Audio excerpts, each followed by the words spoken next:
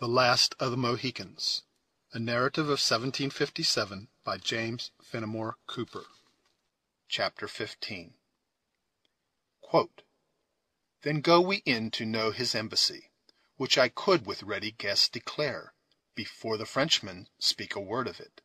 From King Henry V. A few succeeding days were passed amid the privations, the uproar, and the dangers of the siege, which was vigorously pressed by a power against whose approaches Monroe possessed no competent means of resistance. It appeared as if Webb, with his army which lay slumbering on the banks of the Hudson, had utterly forgotten the strait to which his countrymen were reduced. Montcalm had filled the woods of the Portage with his savages, every yell and whoop of whom rang through the British encampment, chilling the hearts of men who were already but too much disposed to magnify the danger. Not so, however, with the besieged. Animated by the words, and stimulated by the examples of their leaders, they had found their courage, and maintained their ancient reputation with a zeal that did justice to the stern character of their commander. As if satisfied with the toil of marching through the wilderness to encounter his enemy, the French general, though of approved skill, had neglected to seize the adjacent mountains, whence the besieged might have been exterminated with impunity, and which, in the more modern warfare of the country, would not have been neglected for a single hour. This sort of contempt for eminences, or rather dread of the labor of ascending them, might have been termed the besetting weakness of the warfare of the period. It originated in the simplicity of the Indian contest, in which, from the nature of the combats and the density of the forest, fortresses were rare, and artillery next to useless. The carelessness engendered by these usages descended even to the War of the Revolution, and lost the States the important fortress of Ticonderoga, opening a way for the army of Burgoyne into what was then the bosom of the country. We look back at this ignorance or infatuation, whichever it may be called, with wonder, knowing that the neglect of an eminence, whose difficulties, like those of Mount Defiance, have been so greatly exaggerated, would at the present time prove fatal to the reputation of the engineer who had planned the works at their base, or to that general whose lot it was to defend them.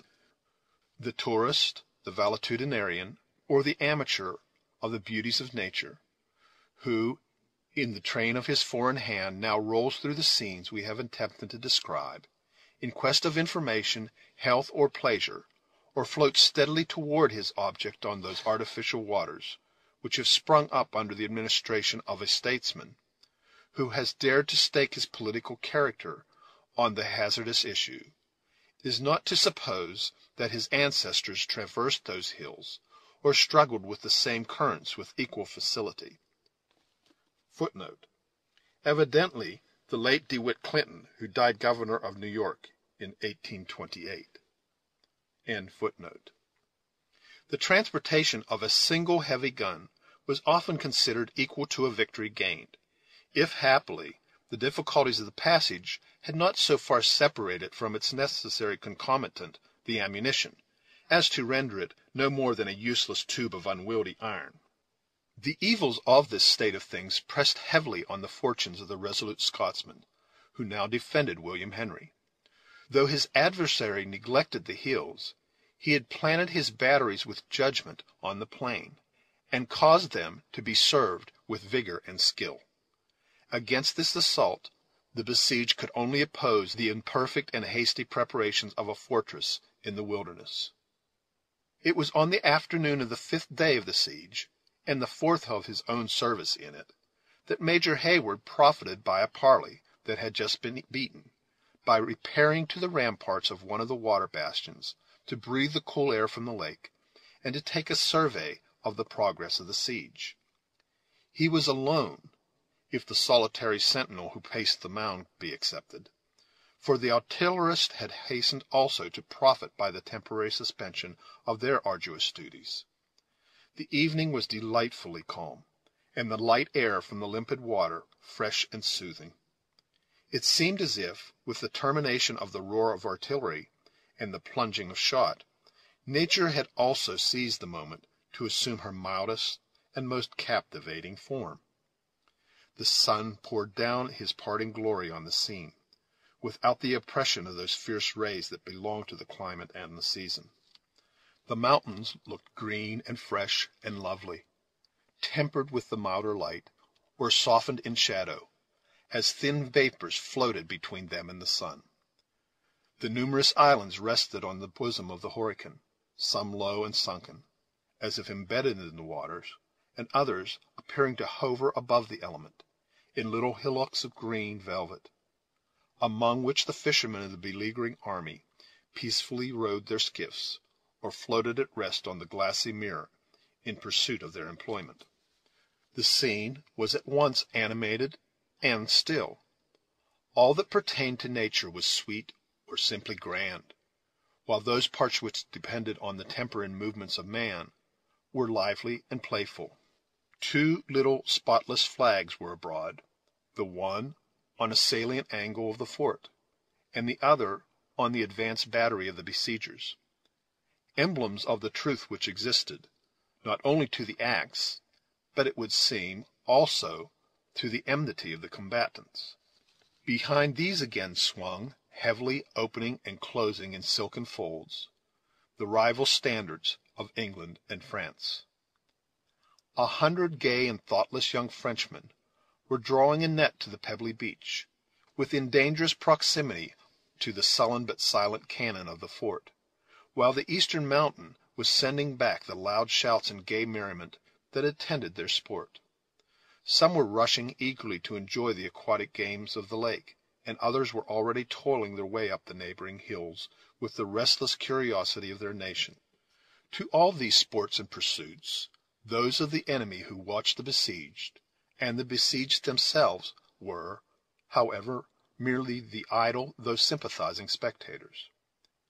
Here and there a picket had indeed raised a song or mingled in a dance, which had drawn the dusky savages around them from their lairs in the forest.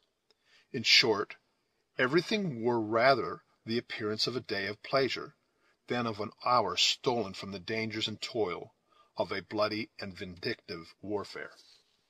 Duncan had stood in a musing attitude, contemplating this scene a few minutes, when his eyes were directed to the glacis in front of the sally-port already mentioned, by the sounds of approaching footsteps. He walked to an angle of the bastion, and beheld the scout advancing, under the custody of a French officer, to the body of the fort.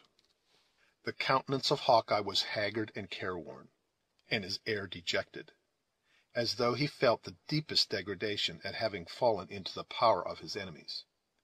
He was without his favorite weapon, and his arms were even bound behind him with thongs made of the skin of a deer.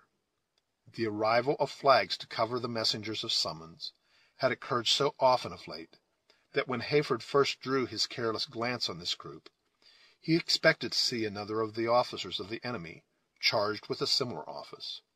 But the instant he recognized the tall person, and the still sturdy though downcast features of his friend the woodsman, he started with surprise, and turned to descend from the bastion into the bosom of the work.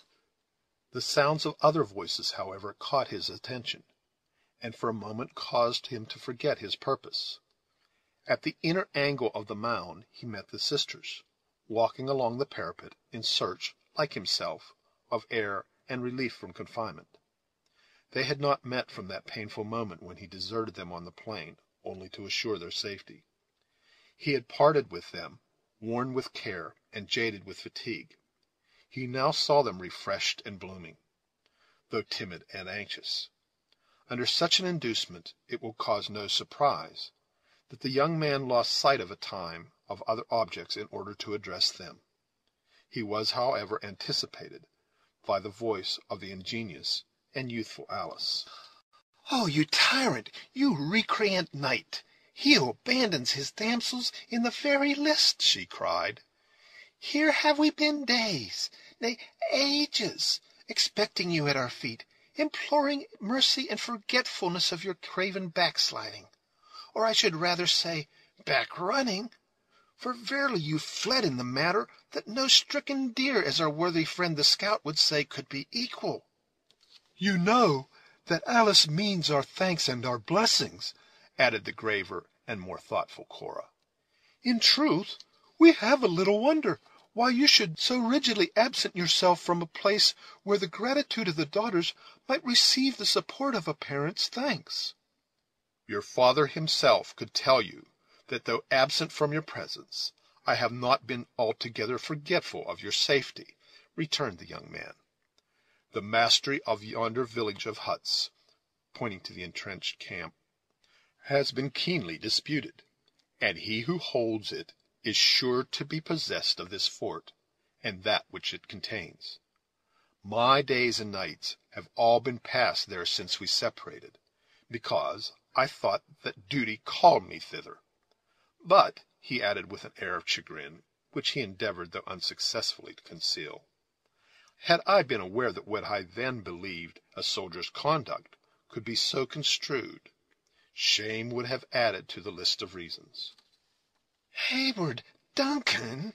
exclaimed Alice, bending forward to read his half-averted countenance, until a lock of her golden hair rested on her flushed cheek, and nearly concealed the tear that had started to her eye. "Did I think this idle tongue of mine had pained you, I would silence it forever. Cora can say, if Cora would, how justly we have prized your services, and how deep, I had almost said how fervent, is our gratitude." "And will Cora attest the truth of this?" cried Duncan, suffering the cloud to be chased from his countenance by a smile of open pleasure. "What says the graver sister? Will she find an excuse for the neglect of the night in the duty of a soldier?"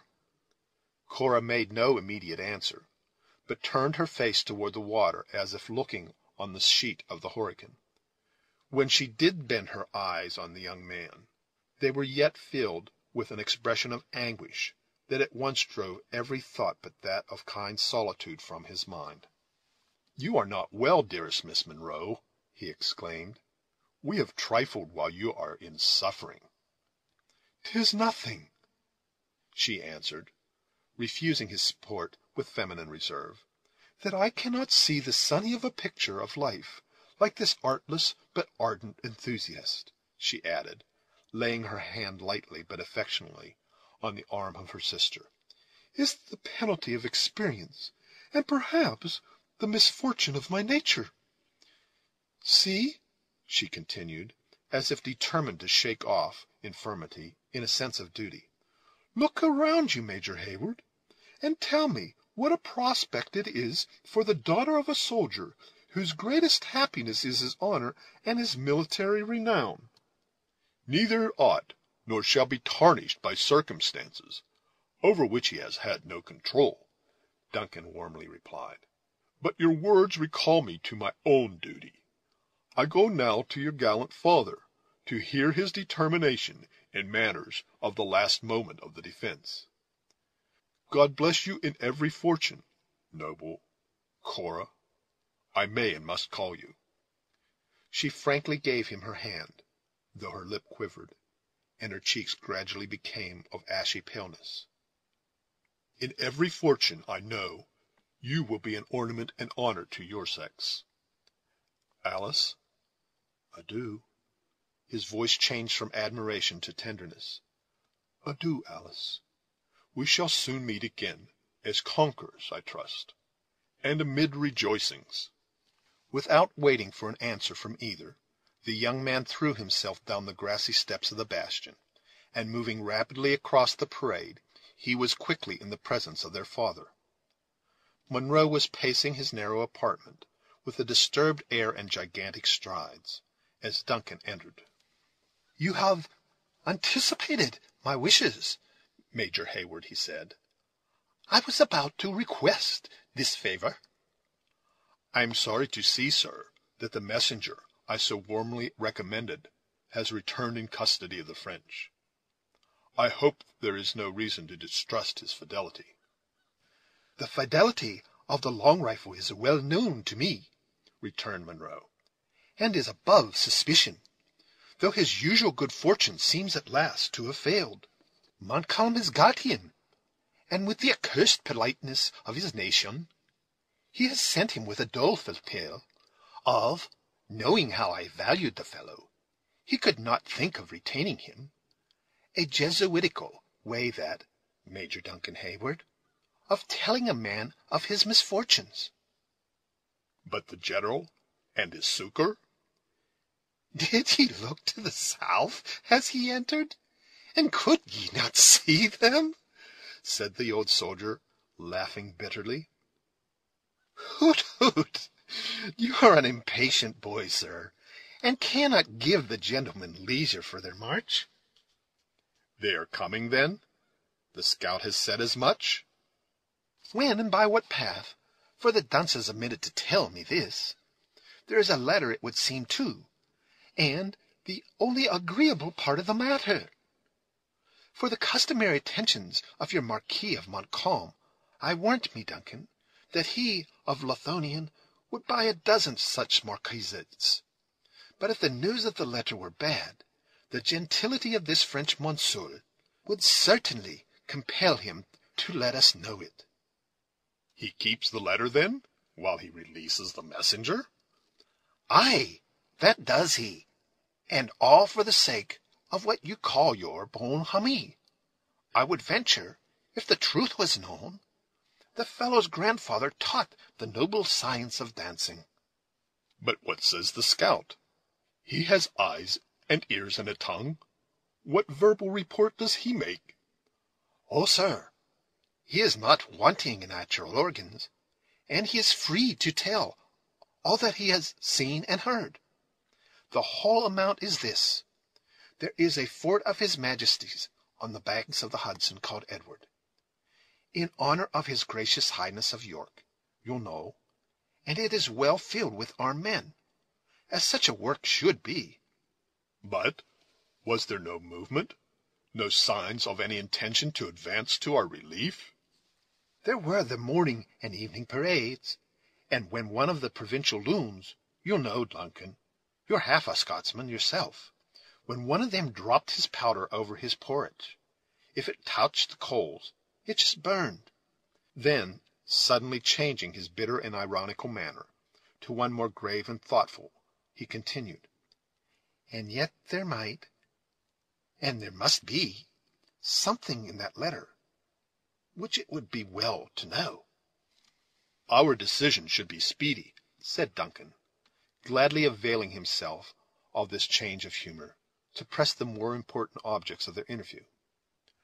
I cannot conceal from you, sir, that the camp will not be much longer tenable, and, I am sorry to add, that things appear no better in the fort. More than half the guns are bursted. And how should it be otherwise? Some were fished from the bottom of the lake. Some have been rusting in wood since the discovery of the country. And some were never guns at all, mere privateersmen's playthings. Do you think, sir, you can have Woolwich Warren in the midst of a wilderness, 3,000 miles from Great Britain? The walls are crumbling about our ears, and provisions begin to fail us, continued Hayward, without regarding the new burst of indignation. Even the men show signs of discontent and alarm. Major Hayward, said Munro, turning to his youthful associate with the dignity of his years and superior rank, I should have served his Majesty for half a century, and earned these gray hairs in vain, were I ignorant of all you say, and of the pressing nature of our circumstances. Still, there is everything due to honor of the king's arms, and something to ourselves. While there is hope of succor, this fortress will I defend, though it be done with pebbles gathered on the lake shore. It is a sight of the letter, therefore, that we want, that we may know the intentions of the Earl of Loudon has left among us as his substitute. And can I be of service in that matter? Sir, you can. The Marquis of Montcalm has, in addition to his other civilities, invited me to a personal interview between the works and his own camp, in order, as he says, to impart some additional information. Now, I think it would not be wise to show any undue solicitude to meet him, and I would employ you, an officer of rank, as my substitute, for it would but ill comport with the honour of Scotland to let it be said one of her gentlemen was outdone in civility by a native of any other country on earth. Without assuming the supererogatory task of entering into a discussion of the comparative merits of national courtesy, Duncan cheerfully assented to supply the place of the veteran in the approaching interview. A long and confidential communication now succeeded, during which the young man received some additional insight into his duty, from the experience and native acuteness of his commander, and then the former took his leave, as Duncan could only act as the representative of his, were of course dispersed with. The truce still existed, and with a roll and beat of the drum, and covered by a little white flag, Duncan left the sally-port within 10 minutes after his instructions were ended. He was received by the French officer in advance, with the usual formalities, and immediately accompanied to a distant marquee of the renowned soldier who led the forces of France. The general of the enemy received the youthful messenger surrounded by his principal officers, and by a swarthy band of the native chiefs, who had followed him to the field, with the warriors of their several tribes.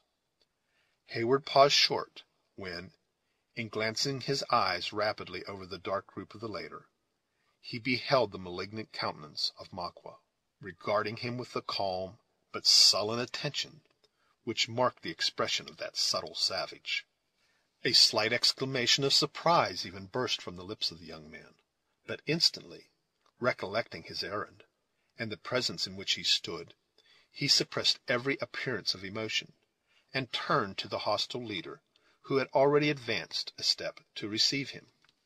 The Marquis of Montcalm was, at that period of which we write, in the flower of his age, and, it may be added, in the zenith of his fortunes.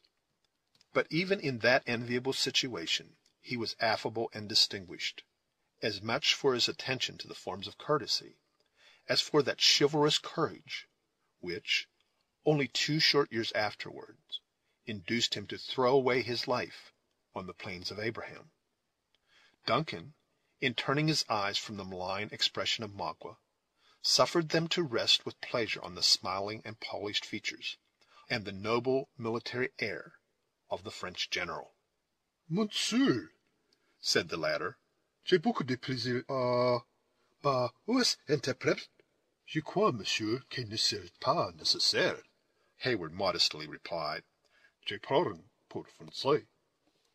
"Ah, je suis bien aise," said Montcalm, taking Duncan familiarly by the arm, and leading him deep into the marquee, a little out of earshot.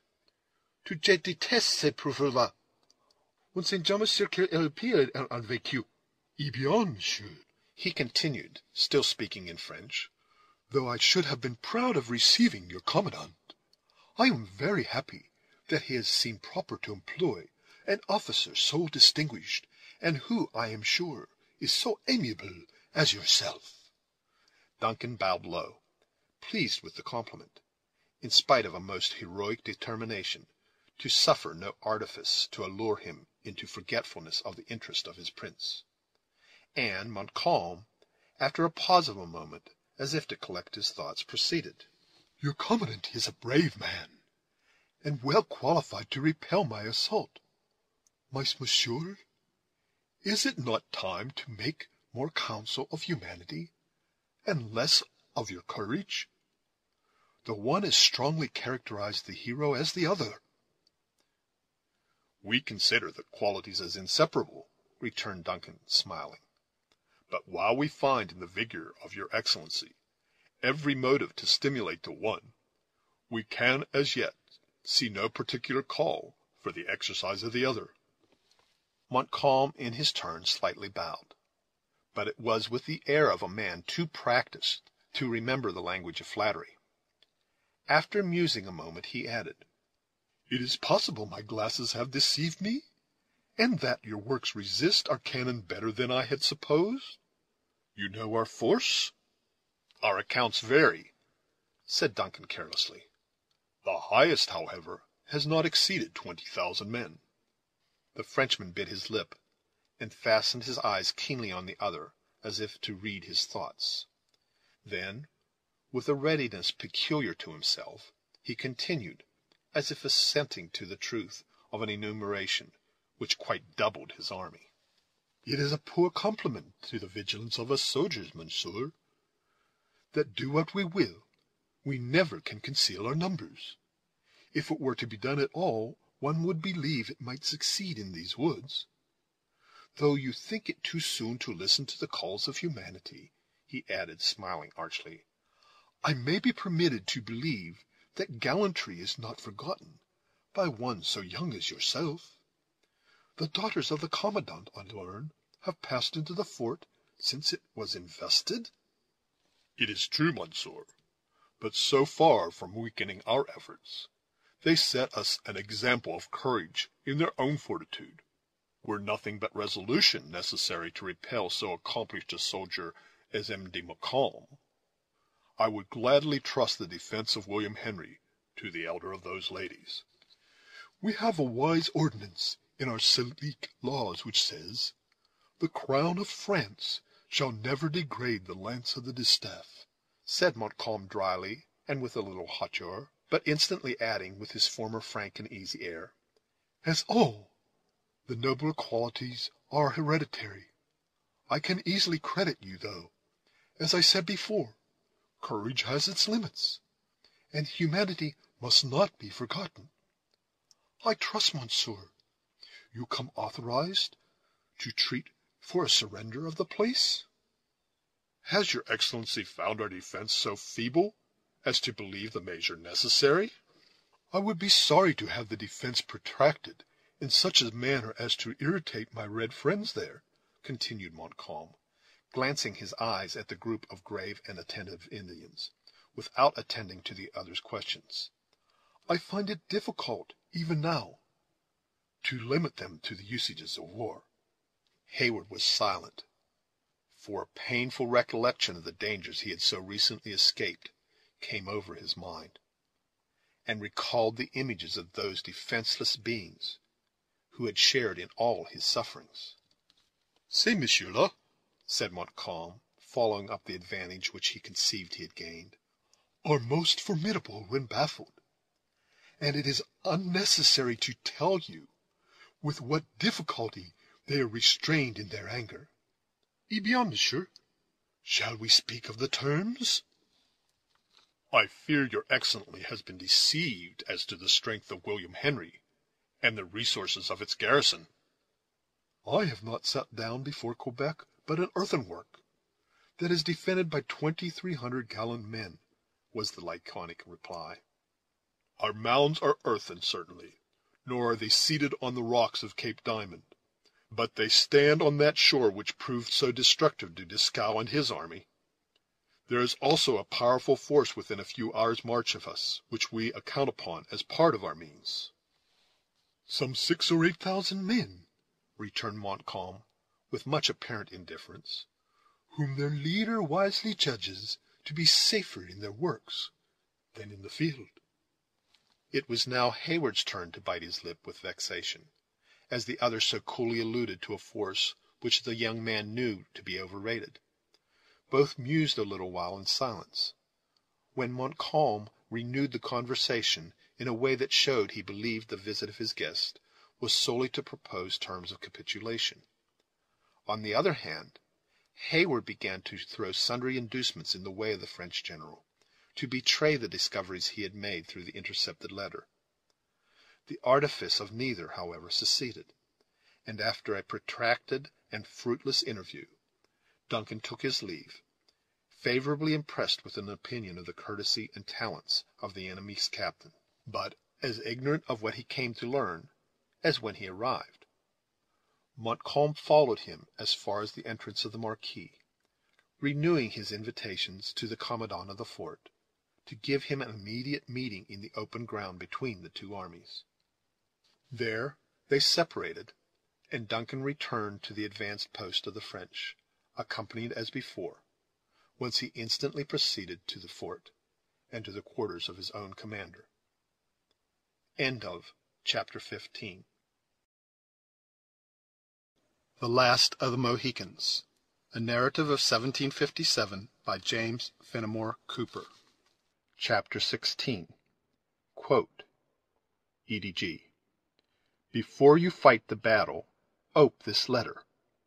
Unquote. From Lear. Major Heyward found Munro attended only by his daughters.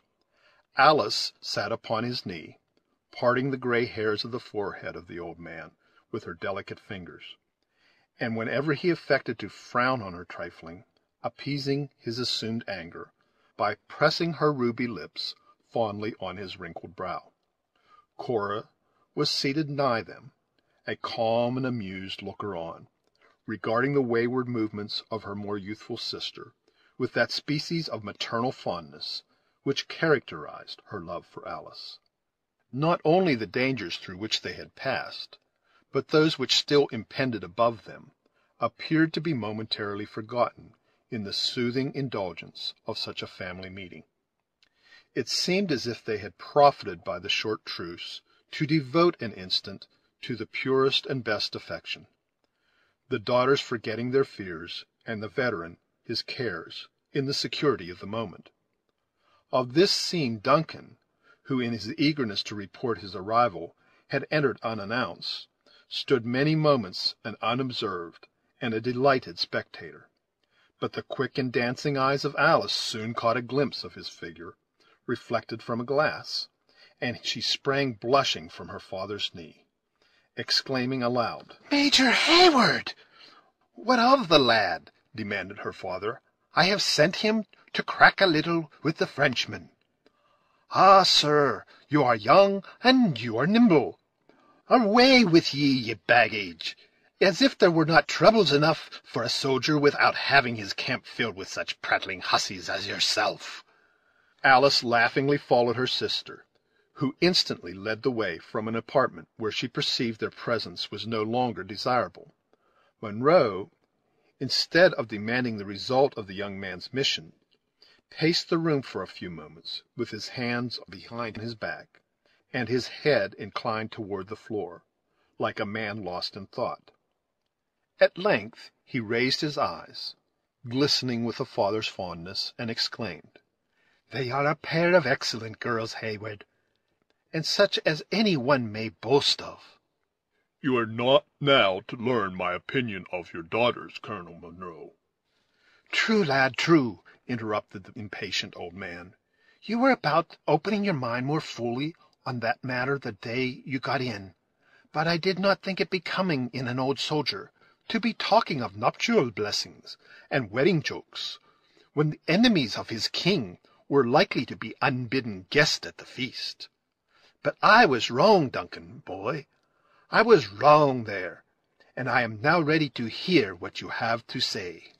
"Notwithstanding the pleasure your assurance gives me, dear sir, I have just now a message from Montcalm." "Let the Frenchman and all his host go to the devil, sir," exclaimed the hasty veteran. "He is not yet master of William Henry, nor shall he ever be, provided Webb proves himself the man he should. No, sir, thank heaven we are not yet in such a strait that it can be said Munro is too much pressed to discharge the little domestic duties of his own family. Your mother was the only child of my bosom friend, Duncan, and I'll just give you a hearing, though all the knights of St. Louis were in a body at the sally port, with the French saint at their head, crying to speak a word under favor. A pretty degree of knighthood, sir, is that which can be brought with sugar hogsheads. And then your twopenny marquisates. The thistle is the order for dignity and antiquity, the veritable nemo me impone lasciate of chivalry. Ye had ancestors in that degree, Duncan, and they were an ornament to the nobles of Scotland." Heyward, who perceived that his superior took a malicious pleasure in exhibiting his contempt for the message of the French general, was fain to humor a spleen that he knew would be short-lived. He therefore replied with as much indifference as he could assume on such a subject. "My request, as you know, sir, went so far as to presume the honor of being your son." "Ah, boy, you found words to make yourself very plainly comprehended. But let me ask ye, sir, have you been as intelligible to the girl?" "Oh, my honor, no," exclaimed Duncan warmly. "There would have been an abuse of a confided trust, had I taken advantage of my situation for such a purpose." "Your notions are those of a gentleman, Major Hayward, and well enough in their place. But Cora Munro is a maiden too discreet, and of a mind too elevated and improved, to need the guardianship even of a father." "Cora?" "Ay, Cora. We are talking of your pretensions to Miss Munro, are we not, sir?" I was not conscious of having mentioned her name," said Duncan, stammering. "And to marry whom, then, did you wish my consent, Major Hayward?" demanded the old soldier, erecting himself in the dignity of offended feeling. "You have another, and not less lovely child." "Alice?" exclaimed the father, in an astonishment equal to that with which Duncan had just repeated the name of her sister. "Such was the direction of my wishes, sir." The young man waited in silence, the result of the extraordinary effect produced by a communication which, as it now appeared, was so unexpected. For several minutes Munro paced the chamber with long and rapid strides, his rigid features working convulsively, and every faculty seemingly absorbed in the musings of his own mind.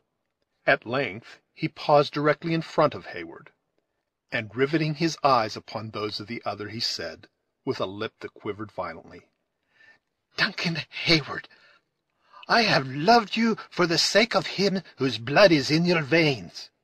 I have loved you for your own good qualities, and I have loved you because I thought you would contribute to the happiness of my child. But all this love would turn to hatred, were I assured that what I so much apprehend is true." "God forbid that any act or thought of mine should lead to such a change!" exclaimed the young man, whose eye never quailed under the penetrating look it encountered. Without adverting to the impossibility of the other's comprehending those feelings which were hid in his own bosom, Munro suffered himself to be appeased by the unaltered countenance he met, and with a voice sensibly softened, he continued, "Ye would be my son, Duncan, and you're ignorant of the history of the man you wish to call your father? Sit ye down, young man, and I will open to you the wounds of a sacred heart, in as few words as may be suitable." By this time the message of Montcalm was as much forgotten by him who bore it as by the man for whose ears it was intended. Each drew a chair, and while the veteran communed a few moments with his own thoughts, apparently in sadness, the youth suppressed his impatience in a look and attitude of respectful attention. At length the former spoke. "You know already, Major Hayward, that my family was both ancient and honorable," commenced the Scotsman, "though it might not altogether be endowed with that amount of wealth that should correspond with its degree. I was, maybe, such an one as yourself, when I plighted my faith to Alice Graham, the only child of a neighboring laird of some estate. But the connection was disagreeable to her father on more accounts than my poverty. I did, therefore, what an honest man should, restored the maiden her troth, and departed the country in the service of my king. I had seen many regions, and had shed much blood in different lands, before duty called me to the islands of the West Indies. There it was my lot to form a connection with one who in time became my wife, and the mother of Cora. She was the daughter of a gentleman of those isles, by a lady whose misfortune it was, if you will," said the old man proudly, "to be descended remotely from that unfortunate class who are so basely enslaved to administer to the wants of a luxurious people.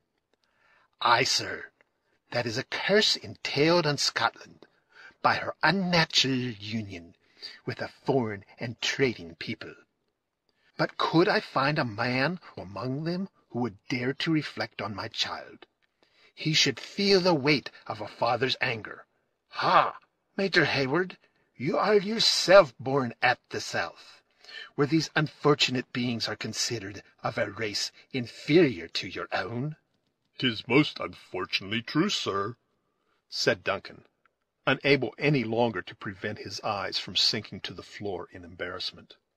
"And you cast it on my child as a reproach? You scorn to mingle the blood of the Haywards with one so degraded, lovely and virtuous though she be?" fiercely demanded the jealous parent. "Heaven protect me from a prejudice so unworthy of my reason," returned Duncan, at the same time conscious of such a feeling, and that as deeply rooted as if it had been engrafted in his nature. "The sweetness, the beauty, the witchery of your younger daughter, Colonel Munro, might explain my motives, without imputing to me this injustice."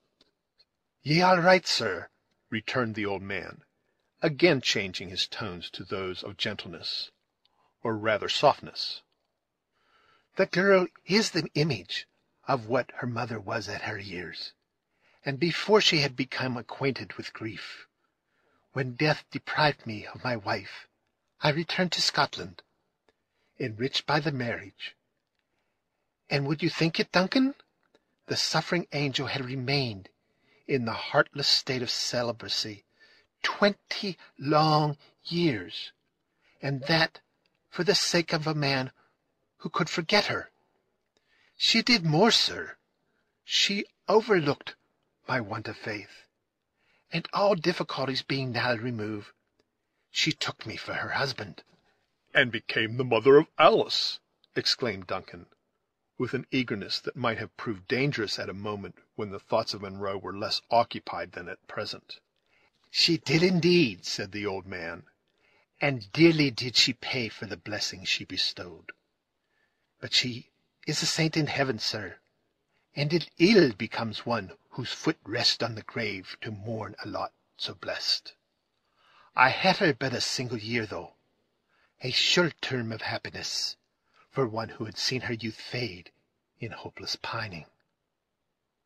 There was something so commanding in the distress of the old man, that Heyward did not dare to venture a syllable of consolation. Munro sat utterly unconscious of the other's presence, his features exposed and working with the anguish of his regrets, while heavy tears fell from his eyes, and rolled unheeded from his cheeks to the floor. At length he moved, and as if suddenly recovering his recollection, when he arose, and taking a single turn across the room, he approached his companion with an air of military grandeur, and demanded, "Have ye not, Major Heyward, some communication that I should hear from the Marquis de Montcalm?" Duncan started in his turn, and immediately commenced in an embarrassed voice the half-forgotten message. It is unnecessary to dwell upon the evasive though polite manner with which the French general had eluded every attempt of Heyward to worm from him the purport of the communication he had proposed making, or on the decided though still polished message, by which he now gave his enemy to understand that unless he chose to receive it in person, he should not receive it at all. As Munro listened to the detail of Duncan, the excited feelings of the father gradually gave way before the obligations of his station, and when the other was done, he saw before him nothing but the veteran, swelling with the wounded feelings of a soldier. "Ye have said enough, Major Heyward," exclaimed the angry old man. "Enough to make a volume of commentary on French civility. Here has this gentleman invited me to a conference, and when I sent him a capable substitute, figure all that, Duncan, though your years be but few, he answers me with a riddle." "Ye may have thought less favorably of the substitute, my dear sir, and you will remember that the invitation, which he now repeats, was to the commandant of the works, and not to his second." "Well, sir, is not a substitute clothed with all the power and dignity of him who grants the commission? He wishes to confer with Munro. Faith, sir, I have much inclination to indulge the man, if it should only be to let him behold the firm countenance we maintain, in spite of his numbers and his summons. There might not be bad policy in such a stroke, young man." Duncan, who believed it of the last importance that they should speedily come to the contents of the letter borne by the scout, gladly encouraged this idea. "Without a doubt, he could gather no confidence by witnessing our indifference," he said. "You never said a truer word. I could wish, sir, that he would visit the works in open day, and in the form of a storming party. That is the least failing method of proving the countenance of an enemy, and would be far preferable to the battering system he has chosen. The beauty and manliness of warfare has been much deformed, Major Hayward, by the arts of Monsieur Vauban. Our ancestors were far above such scientific cowardice." "It may be very true, sir, but we are now obliged to repel art by art. What is your pleasure in the matter of the interview?" "I will meet the Frenchman, and that without fear or delay. Promptly, sir, as becomes a servant of my royal master. Go, Major Hayward, and give them a flourish of the music, and send out a messenger to let them know who is coming. We will follow with a small guard, for such respect is due to one who holds the honor of his king in keeping. And harkee, Duncan," he added in a half-whisper, though they were alone, "it may be prudent to have some aid at hand, in case there should be treachery at the bottom of it all." The young man availed himself of this order to quit the apartment, and as the day was fast coming to a close, he hastened, without delay, to make the necessary arrangements. A very few minutes only were necessary to parade a few files, and to dispatch an orderly with a flag to announce the approach of the commandant of the fort. When Duncan had done both these, he led the guard to the sally port, near which he found his superior, ready, waiting his appearance.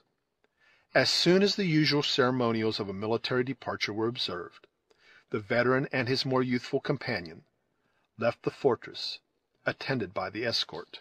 They had proceeded only a few hundred yards from the works, when the little array which attended the French general to the conference was seen issuing from a hollow way which formed the bed of a brook that ran between the batteries of the besiegers and the fort. From the moment that Munro left his own works to appear in front of his enemies, his air had been grand, and his step and countenance highly military. The instant he caught a glimpse of the white plume that waved in the hat of Montcalm, his eye lighted, and age no longer appeared to possess any influence over his vast and still muscular person. "Speak to the boys to be watchful, sir," he said in an undertone to Duncan, "and to look well to their flints and steel, for one is never safe with a servant of these Louis. At the same time, we shall show them the front of men in deep security. You'll understand me, Major Hayward." He was interrupted by the clamor of a drum from the approaching Frenchmen, which was immediately answered when each party pushed an orderly in advance, bearing a white flag, and the wary Scotsman halted with his guard close at his back. As soon as this slight salutation had passed, Montcalm moved toward them with a quick but graceful step, bearing his head to the veteran, and dropping his spotless plume neatly to the earth in courtesy. If the air of Munro was more commanding and manly, it wanted both the ease and insinuating polish of that of the Frenchman. Neither spoke for a few moments, each regarding the other with curious and interested eyes. Then, as became his superior rank and the nature of the interview, Montcalm broke the silence. After uttering the usual words of greeting, he turned to Duncan, and continued with a smile of recognition, speaking always in French. "I am rejoiced, monsieur, that you have given us the pleasure of your company on this occasion. There will be no necessity to employ an ordinary interpreter, for in your hands I feel the same security as if I spoke your language myself."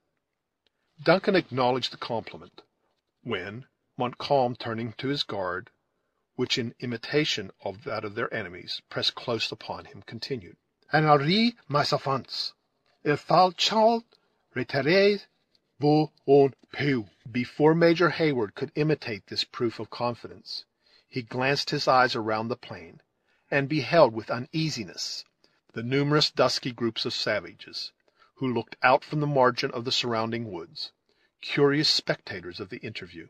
"Monsieur de Montcalm will readily acknowledge the difference in our situation," he said with some embarrassment, pointing at the same time toward those dangerous foes, who were to be seen in almost every direction. "Were we to dismiss our guard, we should stand here at the mercy of our enemies." "Monsieur, you have the plighted faith of un gentilhomme Français for your safety," returned Montcalm, laying his hand impressively on his heart. "It should suffice." "It shall fall back," Duncan added to the officer who led the escort. "Fall back, sir, beyond hearing, and wait for orders." Munro witnessed this movement with manifest uneasiness, nor did he fail to demand an instant explanation. "Is it not our interest, sir, to betray distrust?" retorted Duncan. "Monsieur de Montcalm pledges his word for our safety, and I have ordered the men to withdraw a little, in order to prove how much we depend on his assurance." "It may be all right, sir, but I have no overwhelming reliance on the faith of these Marquesas, or Marquis as they call themselves. Their patents of nobility are too common to be certain that they bear the seal of true honor." "You forget, dear sir, that we confer with an officer, distinguished alike in Europe and America for his deeds. From a soldier of his reputation we can have nothing to apprehend." The old man made a gesture of resignation, though his rigid features still betrayed his obstinate adherence to a distrust which he derived from a sort of hereditary contempt of his enemy, rather than from any present signs which might warrant so uncharitable a feeling. Montcalm waited patiently until this little dialogue in demi-voice was ended, when he drew nigher and opened the subject of their conference. "I have solicited this interview from your superior, monsieur," he said, "because I believe he will allow himself to be persuaded that he has already done everything which is necessary for the honor of his prince, and will now listen to the admonitions of humanity. I will forever bear testimony that his resistance has been gallant, and has continued as long as there was hope." When this opening was translated to Munro, he answered with dignity, but with sufficient courtesy, "However I may prize such testimony from Monsieur Montcalm, it will be more valuable when it shall be better merited." The French general smiled as Duncan gave him the purport of his reply, and observed, "What is so freely accorded to approved courage may be refused to useless obstinacy. Monsieur would wish to see my camp, and witness for himself our numbers, and the impossibility of his resisting them with success." "I know that the King of France is well served," returned the unmoved Scotsman, as soon as Duncan ended his translation. But my own royal master has as many and as faithful troops. Though not at hand, fortunately for us, said Montcalm, without waiting, in his ardor, for the interpreter. There is destiny in war, to which a brave man knows how to submit with the same courage that he faces his foes. Had I been conscious that Monsieur Montcalm was master of the English, I should have spared myself the trouble of so awkward a translation, said the vexed Duncan dryly, remembering instantly his recent by-play with Munro. Your pardon, monsieur, rejoined the Frenchman, suffering a slight color to appear in his dark cheek. There is a vast difference between understanding and speaking a foreign tongue. You will, therefore, please to assist me still? Then, after a short pause, he added, These hills afford us every opportunity of reconnoitring your works, messieurs, and I am possibly as well acquainted with their weak condition as you can be yourselves.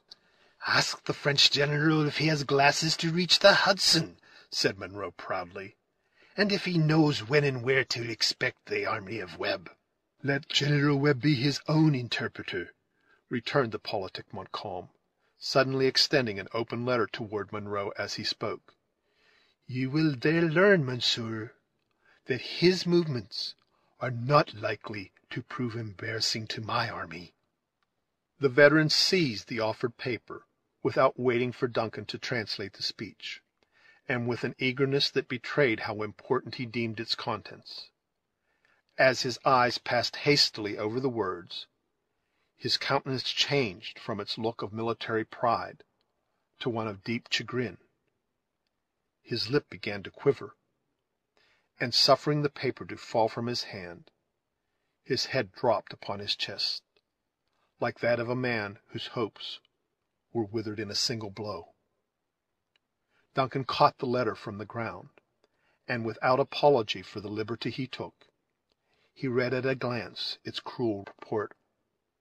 Their common superior, so far from encouraging them to resist, advised a speedy surrender, urging in the plainest language, as a reason, the utter impossibility of his sending a single man to their rescue. "Here is no deception," exclaimed Duncan, examining the billet both inside and out. "This is the signature of Webb, and must be the captured letter." "The man has betrayed me," Munro at length bitterly exclaimed. "He has brought dishonor to the door of one where disgrace has never before known to dwell, and shame has he reaped heavily on my gray hairs." "Say not so," cried Duncan. "We are yet masters of the fort, and of our honor. Let us then sell our lives at such a rate as shall make our enemies believe the purchase too dear." "Boy, I thank thee," exclaimed the old man, rousing himself from his stupor. "You have for once reminded Munro of his duty. We will go back and dig our graves behind those ramparts." "Messieurs," said Montcalm, advancing toward them a step, in generous interest, "you little know Louis de Saint Véran if you believe him capable of profiting by this letter to humble brave men, or to build up a dishonest reputation for himself. Listen to my terms before you leave me." "What says the Frenchman?" demanded the veteran sternly. "Does he make a merit of having captured a scout with a note from headquarters? Sir, he had better raise this siege to go and sit before Edward if he wishes to frighten his enemy with words." Duncan explained the other's meaning. "Monsieur Montcalm, we will hear you," the veteran added more calmly as Duncan ended. "To retain the fort is now impossible," said his liberal enemy. "It is necessary, in the interest of my master, that it should be destroyed.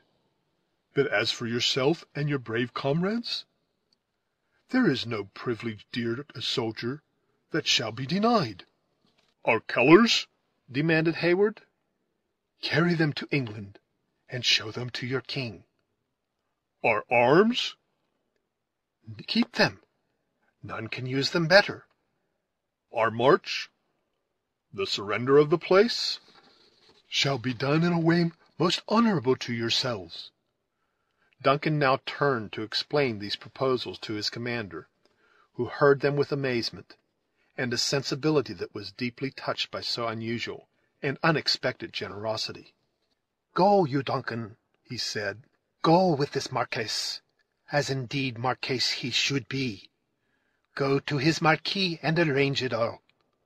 I have lived to see two things in my old age that never did I expect to behold: an Englishman afraid to support a friend, and a Frenchman too honest to profit by his advantage.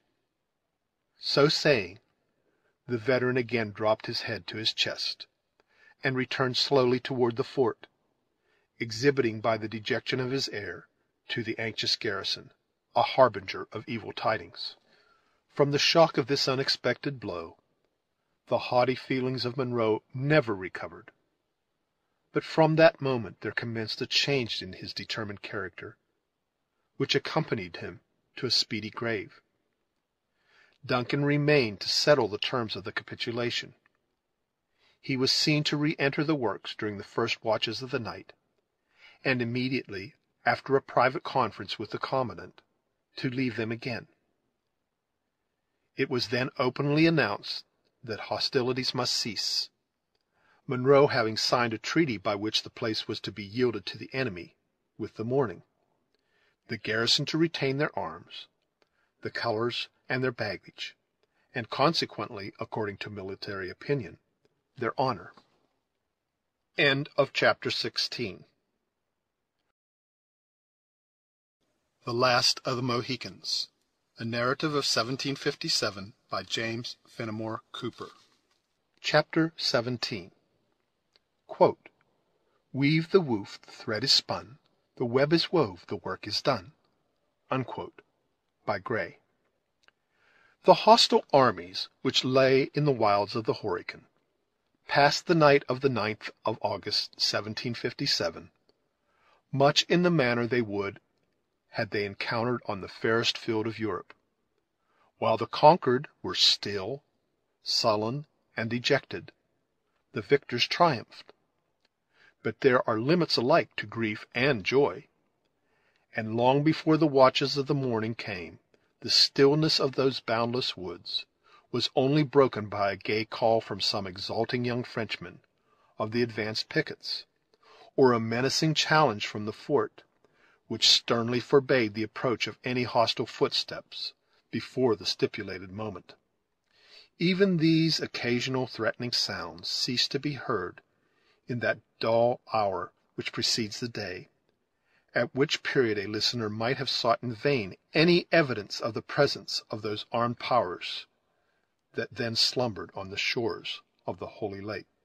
It was during these moments of deep silence that the canvas which concealed the entrance to a spacious marquee in the French encampment was shoved aside, and a man issued from beneath the drapery into the open air.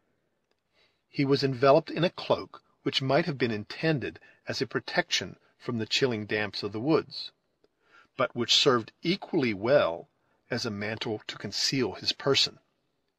He was permitted to pass the grenadier, who watched over the slumbers of the French commander, without interruption, the man making the usual salute which betokens military deference, as the other passed swiftly through the little city of tents, in the direction of William Henry. Whenever this unknown individual encountered one of the numberless sentinels who crossed his path, his answer was prompt, and, as it appeared, satisfactory, for he was uniformly allowed to proceed without further interrogation.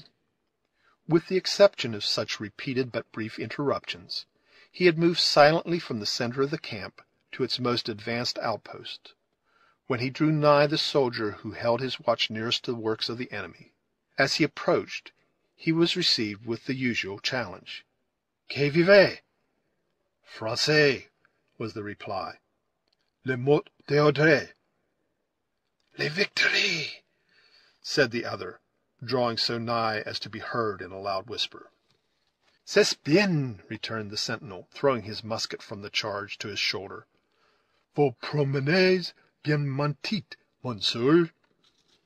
"Il est nécessaire d'être vigilant, mon enfant," the other observed, dropping a fold of his cloak, and looking the soldier close in the face as he passed him, still continuing his way toward the British fortification. The man started. His arms rattled heavily as he threw them forward in the lowest and most respectful salute, and when he had again recovered his peace, he turned to walk his post, muttering between his teeth, "Font très vigilant in vérité. Je crois que nous avons là un corporal qui n'y doit jamais." The officer proceeded without affecting to hear the words which escaped the sentinel in his surprise, nor did he again pause until he had reached the low strand, and in a somewhat dangerous vicinity to the western water bastion of the fort. The light of an obscure moon was just sufficient to render objects, though dim, perceptible in their outlines. He therefore took the precaution to place himself against the trunk of a tree, where he leaned for many minutes, and seemed to contemplate the dark and silent mounds of the English works in profound attention. His gaze at the ramparts was not that of a curious or idle spectator, but his looks wandered from point to point, denoting his knowledge of military usages, and betraying that his search was not unaccompanied by distrust. At length he appeared satisfied, and having cast his eyes impatiently upward toward the summit of the eastern mountain, as if anticipating the approach of the morning, he was in the act of turning on his footsteps, when a light sound on the nearest angle of the bastion caught his ear, and induced him to remain. Just then a figure was seen to approach the edge of the rampart, where it stood, apparently contemplating in its turn the distant tents of the French encampment. Its head was then turned toward the east, as though equally anxious for the appearance of light, when the form leaned against the mound, and seemed to gaze upon the glassy expanse of the waters, which, like a submarine firmament, glittered with its thousand mimic stars. The melancholy air, the hour, together with the vast frame of the man who thus leaned, musing against the English ramparts, left no doubt as to his person in the mind of the observant spectator. Delicacy, no less than prudence, now urged him to retire, and he had moved cautiously round the body of the tree for that purpose, when another sound drew his attention, and once more arrested his footsteps. It was a low and almost inaudible movement of the water, and was succeeded by a grating of pebbles, one against the other.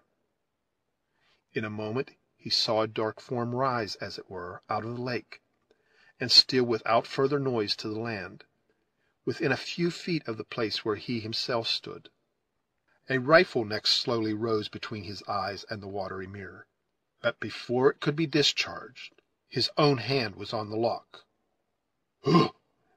exclaimed the savage, whose treacherous aim was so singularly and unexpectedly interrupted. Without making any reply, the French officer laid his hand on the shoulder of the Indian, and led him in profound silence to a distance from the spot, where their subsequent dialogue might have proved dangerous, and where it seemed that one of them, at least, sought a victim. Then, throwing open his cloak, so as to expose his uniform and the cross of St. Louis, which was suspended at his breast, Montcalm sternly demanded, "What means this? Does my son not know that the hatchet is buried between the English and his Canadian father?" "What can the Hurons do?" returned the savage, speaking also, though imperfectly, in the French language. "Not a warrior has a scalp, and the pale-faces make friends." "Ah, le renard subtil! Methinks this is an excess of zeal for a friend, who was so late an enemy. How many suns have set since Le Renard struck the war-post of the English?" "Where is that sun?" demanded the sullen savage. "Behind the hill, and it is dark and cold, but when he comes again it will be bright and warm. Le Subtil is the son of his tribe. There have been clouds and many mountains between him and his nation, but now he shines, and it is a clear sky." "The Renard has power with his people, I well know," said Montcalm, "for yesterday he hunted for their scalps, and today they hear him at the council fire." "Magua is a great chief." "Let him prove it by teaching his nation how to conduct themselves toward our new friends." "Why did the chief of the Canadas bring this young man into the woods and fire his cannon at the earthen house?" demanded the subtle Indian. "To subdue it. My master owns the land, and your father was ordered to drive off these English squatters. They have consented to go, and now he calls them enemies no longer." "'Tis well Magua took the hatchet to color it with blood. It is now bright. When it is red, it shall be buried." "But Magua is pledged not to sully the lilies of France. The enemies of the great king across the Salt Lake are his enemies. His friends, the friends of the Hurons." "Friends?" repeated the Indian in scorn. "Let his father give Magua a hand." Montcalm, who felt that his influence over the warlike tribes he had gathered was to be maintained by concession rather than by power, complied reluctantly with the other's request. The savage placed the fingers of the French commander on a deep scar in his bosom, and then exultingly demanded, "Does my father know that?" "What warrior does not? 'Tis where a leaden bullet has cut." "And this?" continued the Indian, who had turned his naked back to the other, his body being without its usual calico mantle. "This, my son, has been sadly injured here. Who has done this?" "Magua slept hard in the English wigwams, and the sticks have left their mark," returned the savage, with a hollow laugh, which did not conceal the fierce temper which nearly choked him. Then, recollecting himself, with a sullen and native dignity, he added, "Go teach your young man at his peace. Le Renard Subtil knows how to speak to a Huron warrior." Without deigning to bestow further words, or to wait for any answer, the savage cast his rifle into the hollow of his arm, and moved silently through the encampment toward the woods where his own tribe was known to lie. Every few yards as he proceeded, he was challenged by the sentinels, but he stalked sullenly onward, utterly disregarding the summons of the soldiers, who only spared his life because they knew the air and tread no less than the obstinate daring of an Indian. Montcalm lingered long and melancholy on the stand where he had been left by his companion, brooding deeply on the temper which his ungovernable ally had just discovered. Already had his fair fame been tarnished by one horrid scene, and in circumstances fearfully resembling those under which he now found himself. As he mused, he became keenly sensible of the deep responsibility they assume who disregard the means to attain an end, and of all the danger of setting in motion an engine which exceeds human power to control. Then, shaking off a train of reflection, which he accounted a weakness in such a moment of triumph, he retraced his steps toward his tent, giving the order as he passed to make the signal that should arouse the army from its slumbers. The first tap of the French drums was echoed from the bosom of the fort, and presently the valley was filled with the strains of martial music, rising long, thrilling, and lively above the rattling accompaniment. The horns of the victors sounded merry and cheerful flourishes until the last laggard of the camp was at his post. But the instant the British fifes had blown their shrill signal, they became mute. In the meantime the day had dawned, and when the line of the French army was ready to receive its general, the rays of a brilliant sun were glancing along the glittering array. Then that success, which was already so well known, was officially announced. The favored band who were selected to guard the gates of the fort were detailed, and defiled before their chief. The signal of their approach was given, and all the usual preparations for a change of masters were ordered and executed, directly under the guns of the contested works. A very different scene presented itself within the lines of the Anglo-American army. As soon as the warning signal was given, it exhibited all the signs of a hurried and forced departure. The sullen soldiers shouldered their empty tubes and fell into their places, like men whose blood had been heated by the past contest, and who only desired the opportunity to revenge an indignity which was still wounding to their pride, concealed, as it was, under the observances of military etiquette. Women and children ran from place to place, some bearing the scanty remnants of their baggage, and others searching in the ranks for those countenances they looked up to for protection. Monroe appeared among his silent troops, firm but dejected. It was evident that the unexpected blow had struck deep into his heart, though he struggled to sustain his misfortune with the port of a man. Duncan was touched at the quiet and impressive exhibition of his grief. He had discharged his own duty, and he now pressed to the side of the old man, to know in what particular he might serve him. "My daughters," was the brief but expressive reply. "Good heavens! Are not arrangements already made for their convenience?" "Today I am only a soldier, Major Heyward," said the veteran.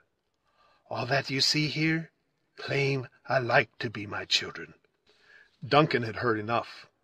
Without losing one of those moments which had now become so precious, he flew toward the quarters of Monroe in quest of the sisters. He found them on the threshold of the low edifice, already prepared to depart, and surrounded by a clamorous and weeping assemblage of their own sex, who had gathered about the place with a sort of instinctive consciousness that it was the point most likely to be protected.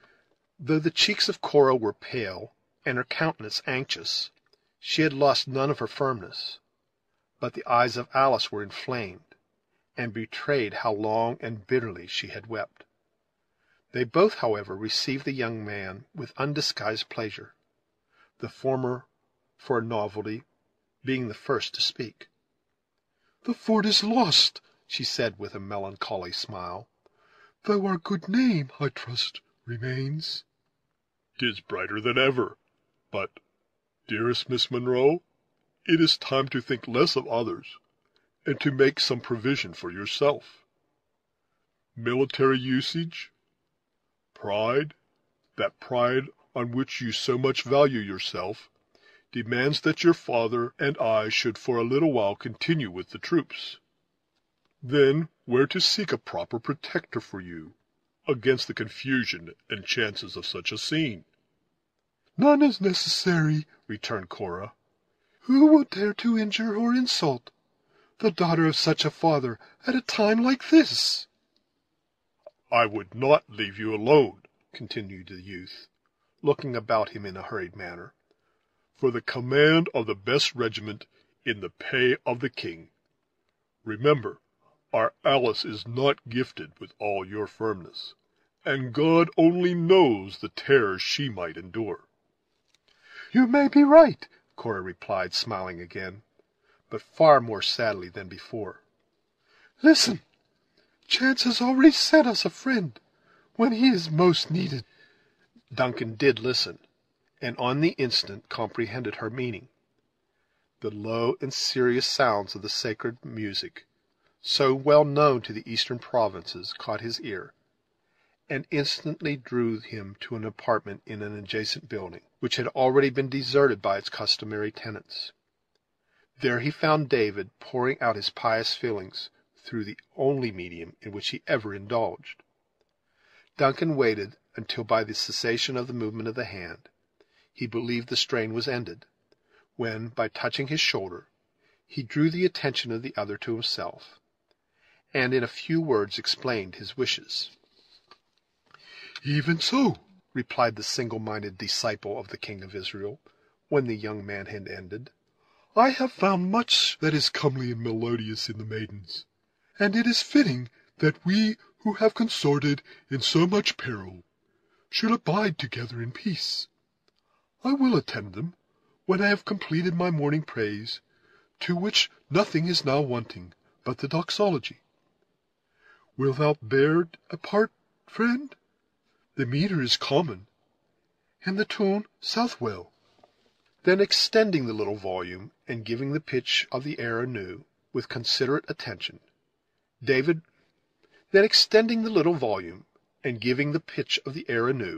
considerate attention, David recommenced and finished his strains, with a fixedness of manner that is not easy to interrupt. Heyward was fain to wait until the verse was ended, when, seeing David relieving himself from the spectacles, and replacing the book, he continued, It will be your duty to see that none dare approach the ladies with any rude intention, or to offer insult or to taunt at the misfortune of their brave father. In this task you will be seconded by the domestics of their household. Even so. It is possible that the Indians and stragglers of the enemy may intrude, in which case you will remind them of the terms of the capitulation, and threaten to report their conduct to Montcalm. A word will suffice. If not, I have that here which shall, returned David, exhibiting his book with an air in which meekness and confidence were singularly blended. Here are words which uttered, or rather thundered, with proper emphasis, and in measured time, shall quiet the most unruly temper. Why rage the heathen furiously? Enough, said Heyward, interrupting the burst of his musical invocation. We understand each other. It is time that we should now assume our respective duties. Gamut cheerfully assented, and together they sought the females. Cora received her new and somewhat extraordinary protector courteously, at least, and even the pallid features of Alice lighted again with some of their native archness, as she thanked Heyward for his care. Duncan took occasion to assure them he had done the best that circumstances permitted, and, as he believed, quite enough for the security of their feelings. Of danger there was none. He then spoke gladly of his intention to rejoin them the moment he had led the Advance a few miles toward the Hudson, and immediately took his leave. By this time the signal for departure had been given, and the head of the English column was in motion. The sisters started at the sound, and glancing their eyes around, they saw the white uniforms of the French grenadiers, who had already taken possession of the gates of the fort. At that moment an enormous cloud seemed to pass suddenly above their heads, and looking upward, they discovered they stood beneath the wide folds of the standard of France. Let us go, said Cora. This is no longer a fit place for the children of an English officer. Alice clung to the arm of her sister, and together they left the parade, accompanied by the moving throng that surrounded them. As they passed the gates, the French officers, who had learned their rank, bowed often and low, forbearing, however, to intrude those attentions, which they saw with peculiar tact might not be agreeable, as every vehicle and each beast of burden was occupied by the sick and wounded. Cora had decided to endure the fatigues of a foot march, rather than interfere with their comforts. Indeed, many a maimed and feeble soldier was compelled to drag his exhausted limbs in the rear of the columns, for the want of the necessary means of conveyance in that wilderness. The whole, however, was in motion, the weak and wounded groaning and in suffering, their comrades silent and sullen, and the women and children in terror, they knew not of what. As the confused and timid throng left the protecting mounds of the fort, and issued on the open plain, the whole scene was at once presented to their eyes. At a little distance on the right, and somewhat in the rear, the French army stood to their arms, Montcalm having collected his party so soon as his guard had possession of the works. They were attentive but silent observers of the proceedings of the vanquished, failing in none of the stipulated military honors, and offering no taunt or insult in their success to the less fortunate foes.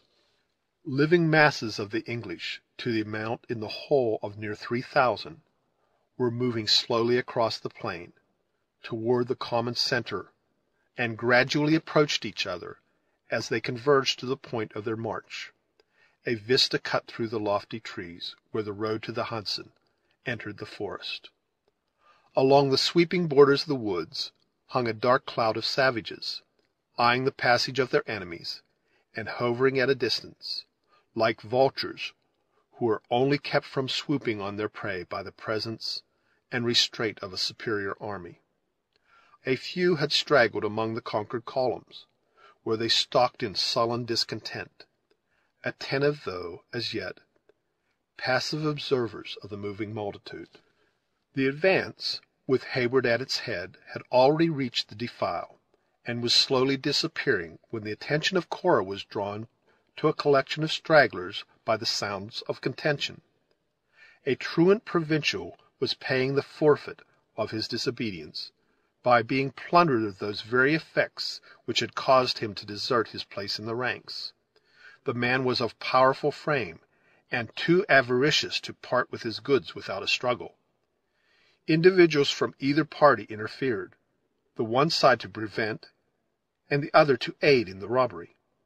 Voices grew loud and angry, and 100 savages appeared, as it were, by magic, where a dozen only had been seen a minute before.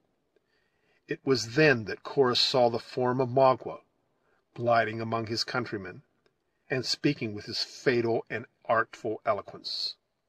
The mass of women and children stopped, and hovered together like alarmed and fluttering birds.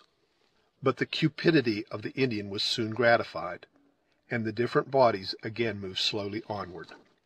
The savages now fell back, and seemed content to let their enemies advance without further molestation. But as the female crowd approached them, the gaudy colors of a shawl attracted the eyes of a wild and untutored Huron. He advanced to seize it without the least hesitation. The woman, more in terror than through love of the ornament, wrapped her child in the coveted article, and folded both more closely to her bosom. Cora was in the act of speaking, with an intent to advise the woman to abandon the trifle, when the savage relinquished his hold on the shawl, and tore the screaming infant from her arms. Abandoning everything to the greedy grasp of those around her, the mother darted, with distraction of her mien, to reclaim her child.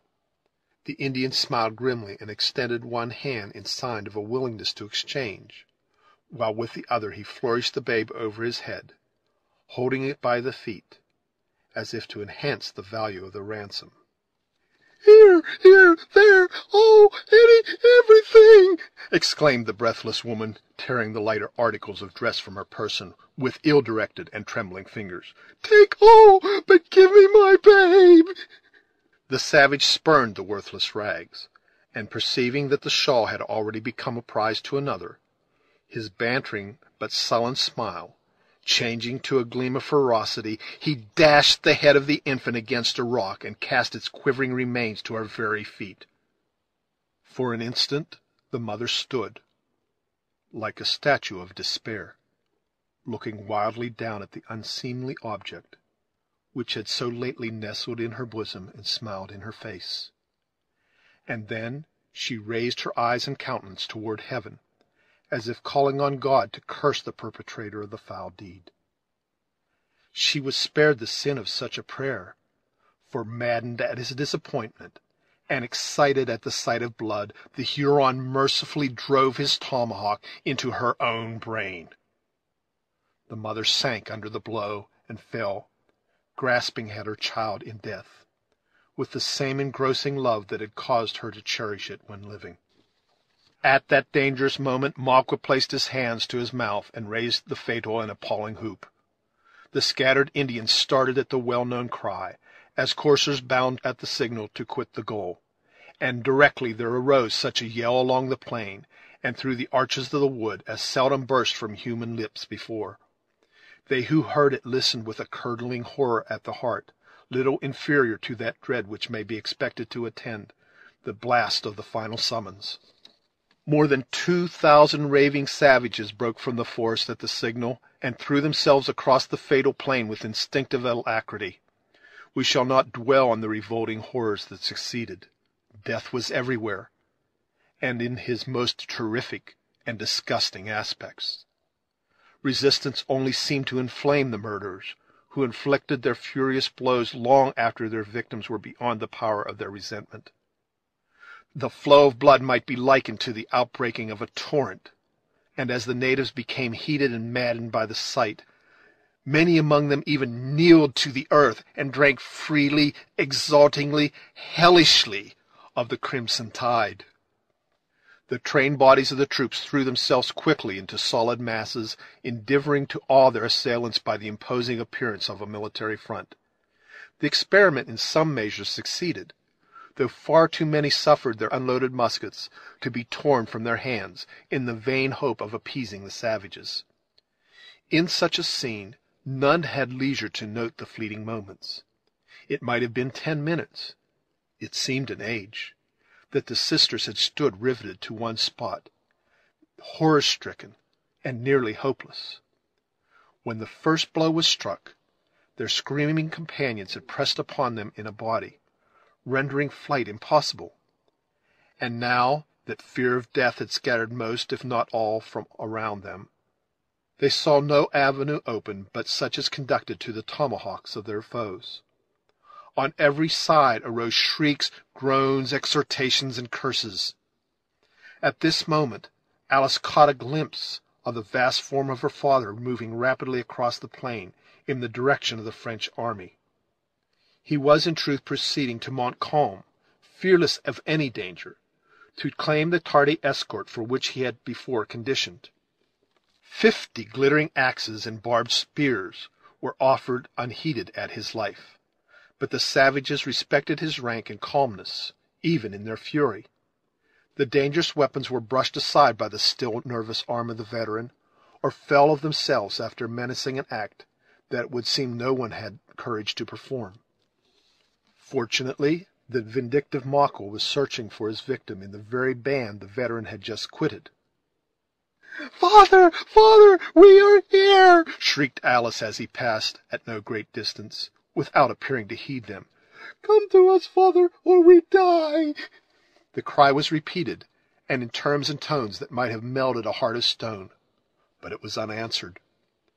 Once, indeed, the old man appeared to catch the sound, for he paused and listened, but Alice had dropped senseless on the earth, and Cora had sunk at her side, hovering in untiring tenderness over her lifeless form. Munro shook his head in disappointment, and proceeded, bent on the high duty of his station.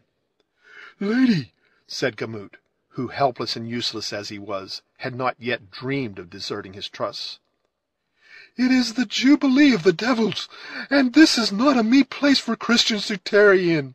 Let us up and fly." "Go," said Cora, still gazing at her unconscious sister.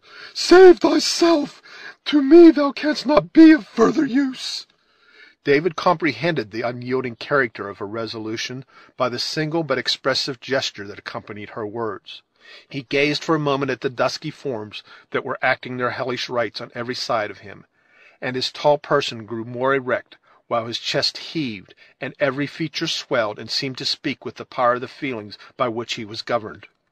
"If the Jewish boy might tame the spirit of Saul by the sound of his harp and the words of sacred song, it may not be amiss," he said, "to try the potency of music here." Then, raising his voice to its highest tone, he poured out a strain so powerful as to be heard even amid the din of that bloody field. More than one savage rushed toward them, thinking to rifle the unprotected sisters of their attire, and bear away their scalps. But when they found this strange and unmoved figure riveted to his post, they paused to listen. Astonishment soon changed to admiration, and they passed on to other and less courageous victims, openly expressing their satisfaction at the firmness with which the white warrior sang his death song. Encouraged and deluded by his success, David exerted all his power to extend what he believed so holy an influence. The unwonted sounds caught the ears of a distant savage, who flew raging from group to group, like one who, scorning to touch the vulgar herd, hunted for some victim more worthy of his renown. It was Magua, who uttered a yell of pleasure when he beheld his ancient prisoners again at his mercy. "Come," he said, laying his soiled hands on the dress of Cora. "The wigwam of the Huron is still open. Is it not better than this place?" "Away!" cried Cora, veiling her eyes from his revolting aspect. The Indian laughed tauntingly as he held up his reeking hand, and answered, "It is red, but it comes from white veins."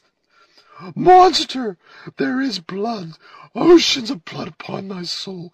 Thy spirit has moved this scene." "Magua is a great chief," returned the exulting savage. "Will the hair go to his tribe?" "Never. Strike if thou wilt, and complete thy revenge." He hesitated a moment, and then, catching the light and senseless form of Alice in his arms, the subtle Indian moved swiftly across the plain toward the woods. "Hold!" shrieked Cora, following wildly in on his footsteps. "Release the child, wretch! What is it you do?" But Magua was deaf to her voice, or rather, he knew his power, and was determined to maintain it. "Stay, lady, stay!" called Gamut after the unconscious Cora.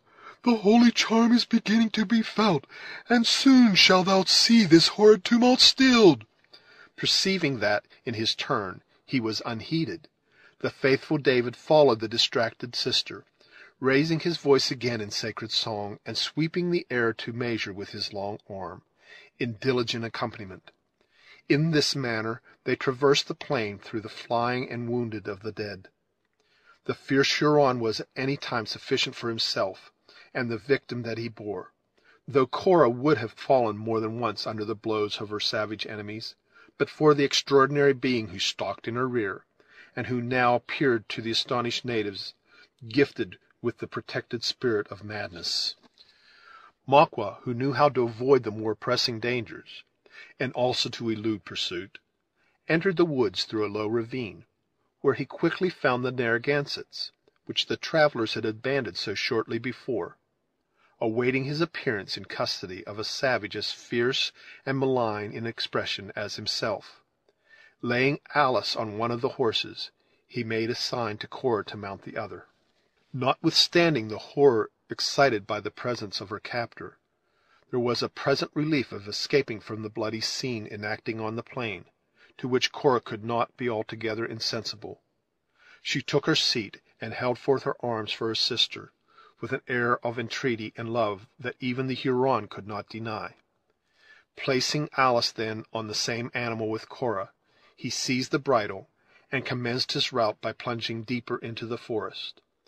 David, perceiving that he was left alone, utterly disregarded as a subject too worthless even to destroy, threw his long limb across the saddle of the beast they had deserted, and made such progress in the pursuit as the difficulty of the path permitted.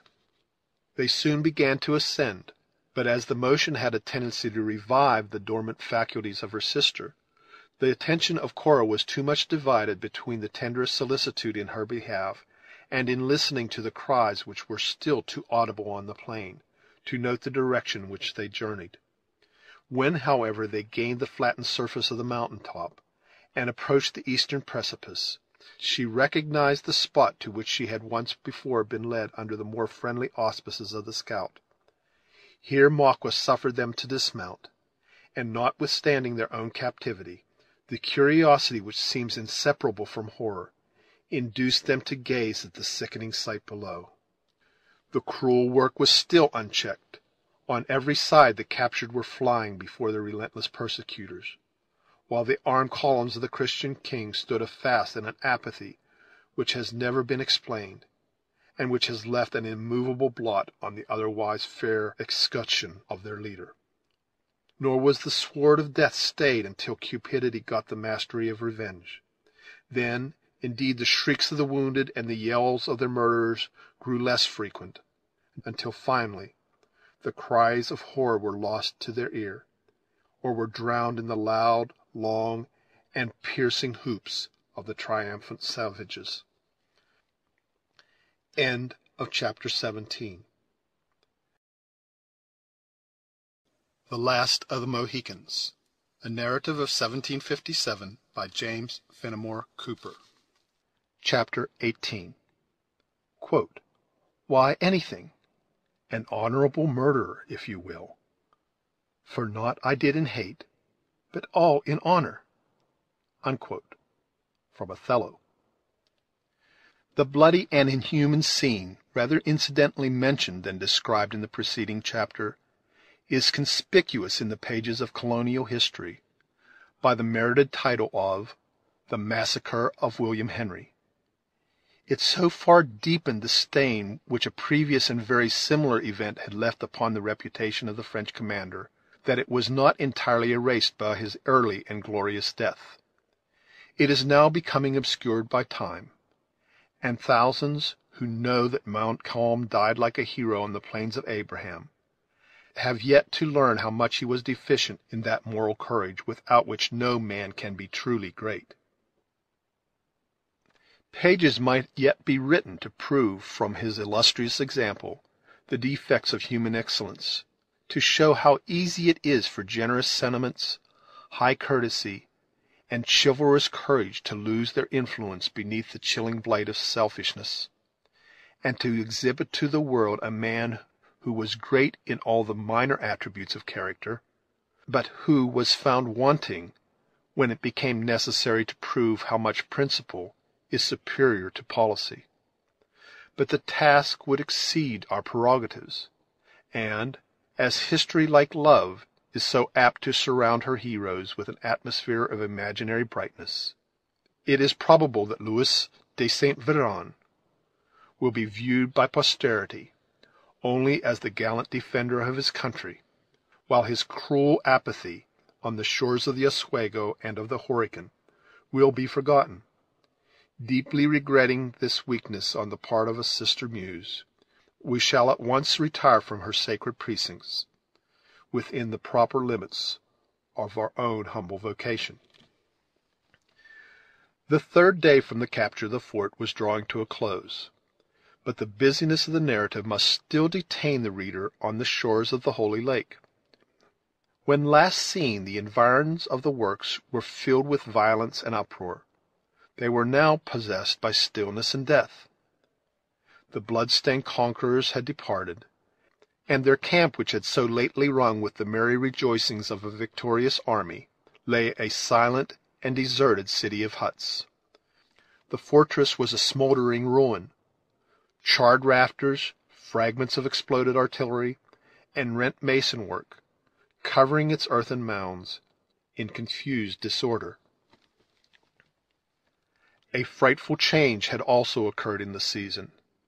The sun had hid its warmth behind an impenetrable mass of vapor, and hundreds of human forms, which had blackened beneath the fierce heats of August, were stiffening in their deformity before the blast of a premature November. The curling and spotless mist, which had been sailing above the hills toward the north, were now returning to an interminable dusky sheet, which was urged along by the fury of a tempest. The crowded mirror of the Horican was gone, and in its place the green and angry waters lashed the shores, as if indignantly casting back its impurities to the polluted strand. Still, the clear fountain retained a portion of its charmed influence, but it reflected only the somber gloom that fell from the impending heavens. That humid and congenial atmosphere which commonly adorned the view, veiling its harshness and softening its asperities, had disappeared. The northern air poured across the waste of water so harsh and unmingled that nothing was left to be conjectured by the eye. The fiercer element had cropped the verdure of the plain, which looked as though it were scathed by consuming lightning. But here and there a dark green tuft arose in the midst of the desolation, the earliest fruits of a soil that had been fattened with human blood. The whole landscape, which seen by a favoring light and in a genial temperature had been so lovely, appeared now like some pictured allegory of life, in which objects were arrayed in their harshest but truest colors, and without the relief of any shadowing. The solitary and arid blades of grass arose from the passing gust, fearfully perceptible. The bold and rocky mountains were too distinct in their barrenness, and the eye even sought relief in vain by attempting to pierce the illimitable void of heaven, which was shut to its gaze by the dusky sheet of ragged and driving vapor. The wind blew unequally, sometimes sweeping heavily along the ground, seeming to whisper its moanings in the cold ears of the dead. Then, rising in a shrill and mournful whistling, it entered the forest with a rush that filled the air with the leaves and branches it scattered in its path. Amid the unnatural shower, a few hungry ravens struggled with the gale. But no sooner was the green ocean of woods which stretched beneath them past, than they gladly stopped, at random, to their hideous bank. In short, it was a scene of wildness and desolation, and it appeared as if all who had profanely entered it had been stricken, at a blow, by the relentless arm of death. But the prohibition had ceased, and for the first time since the perpetrators of those foul deeds which had assisted to disfigure the scene were gone, living human beings had now presumed to approach the place. About an hour before the setting of the sun, on the day already mentioned, the forms of 5 men might have been seen issuing from the narrow vista of trees, where the path through the Hudson entered the forest, and advancing in the direction of the ruined works. At first their progress was slow and guarded, as though they entered with reluctance amid the horrors of the post, or dreaded the renewal of its frightful incidents. A light figure preceded the rest of the party, with the caution and activity of a native, ascending every hillock to reconnoitre, and indicating by gestures to his companions the route he deemed it most prudent to pursue. Nor were those in the rear wanting in every caution and foresight known to forest warfare. One among them, he also was an Indian, moved a little on one flank, and watched the margin of the woods, with eyes long accustomed to read the smallest sign of danger. The remaining 3 were white, though clad in vestments adapted both in quality and color to their present hazardous pursuit, that of hanging on the skirts of a retiring army in the wilderness. The effects produced by the appalling sights that constantly arose in their path to the lake shore were as different as the characters of the respective individuals who composed the party.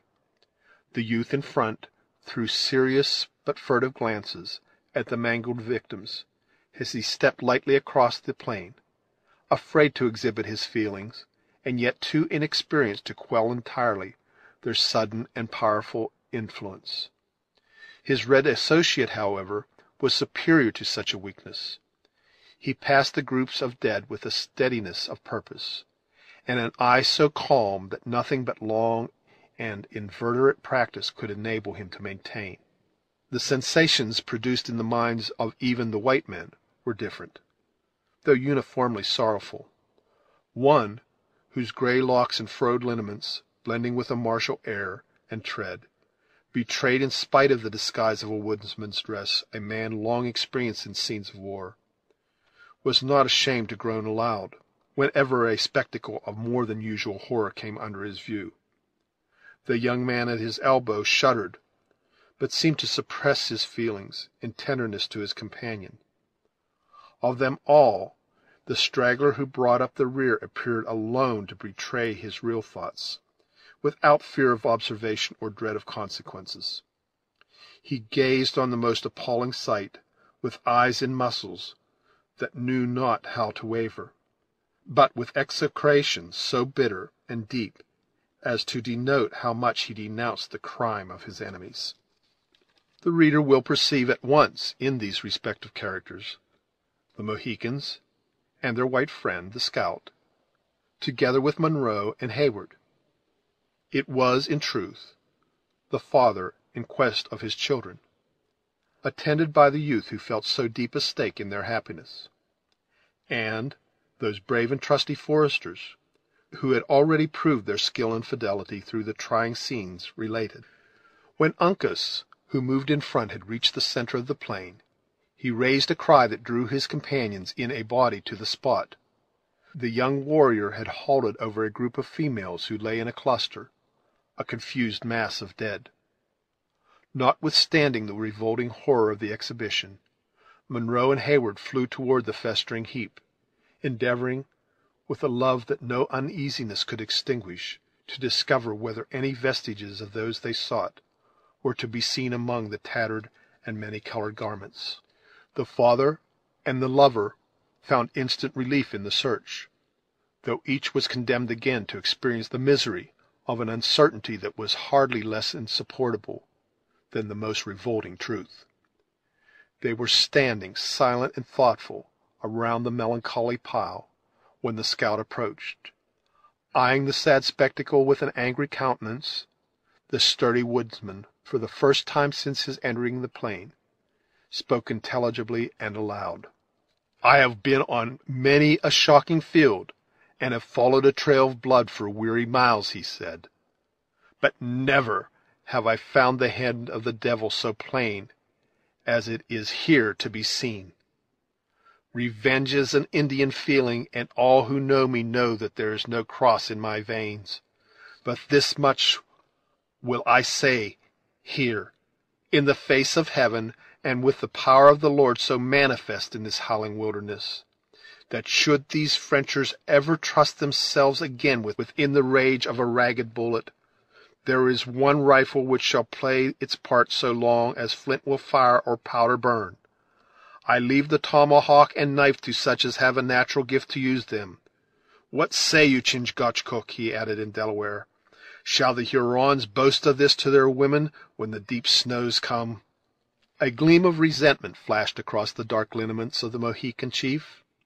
He loosened his knife in his sheath, and then, turning calmly from the sight, his countenance settled into a repose as deep as if he knew the instigation of passion.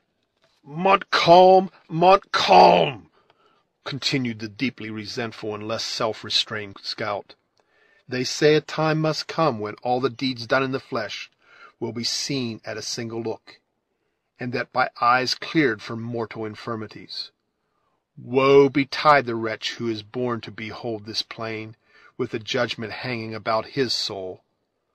As I am a man of white blood, yonder lies a redskin without the hair of his head where nature rooted it. Look to him, Delaware. It may be one of your missing people, and he should have burial like a stout warrior. I see it in your eye, Sagamore. A Huron pays for this afore the fall winds have blown away the scent of the blood."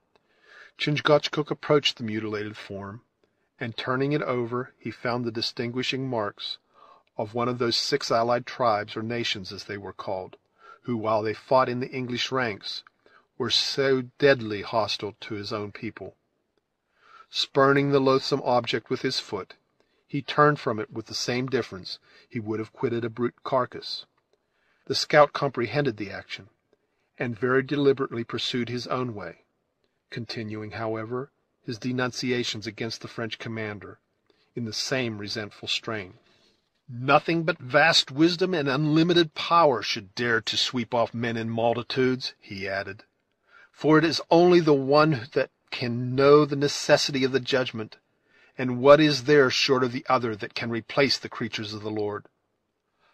I hold it a sin to kill the second buck before the first is eaten, unless a march in front or an ambushment be contemplated. It is a different matter for a few warriors in open and rugged fight, for 'tis their gift to die with the rifle or the tomahawk in hand, according as their natures may happen to be, red or white. Uncas, come this way, lad, and let the raven settle upon the Mingo.